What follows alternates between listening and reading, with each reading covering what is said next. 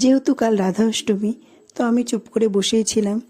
তো তার মধ্যে মামি এসে বলল, চল তো বাবু, আমার গোপুর সিঙ্গার করে দিবি। তো মামিরও বলা, আমারও করা। আমার সিঙ্গার করতে খুব ভালো লাগে, তো আমিও চলে গেলাম গোপুর সিঙ্গার করতে।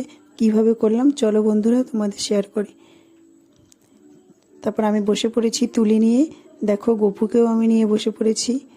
মামি লাইট ধরছে, কারণ আলোর খুব প্রবলেম হচ্ছিল, তাই মামি লাইট ধরছিল। তো আমি সুন্দর করে গপুকে আস্তে আস্তে করে, ওর মনে হচ্ছিল যেন ছোট বাচ্চাকে কোলে নিয়ে মানে সাজাচ্ছি। এত সুন্দর ফিল হচ্ছিল কি বলবো।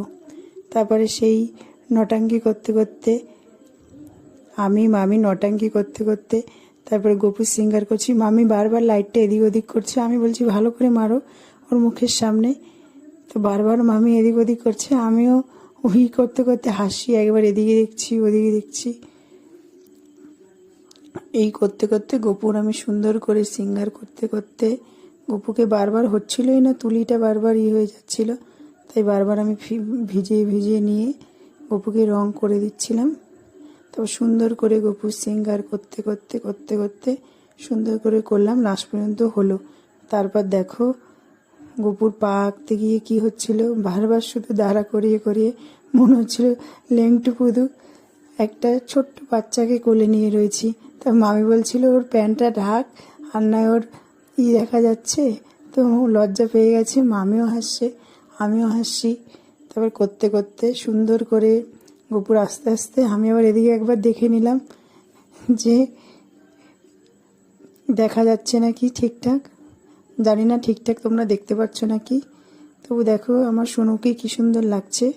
তারপরে সুন্দর করে নিচ্ছি আমার গপুর আস্তে আস্তে পা দুটো সুন্দর করে এঁকে নিলাম, কারণ এই ফার্স্ট টাইম তো একটু হাত কাঁপছিল।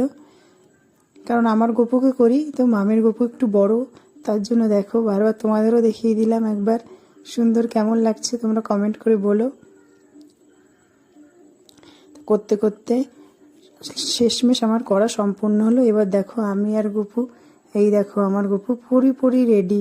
কিরম লাগছে বলো সিঙ্গারটা, কেমন লাগছে তোমাদের? এই দেখো ফুল লুক আমার গপুর, কি সুন্দর লাগছে না?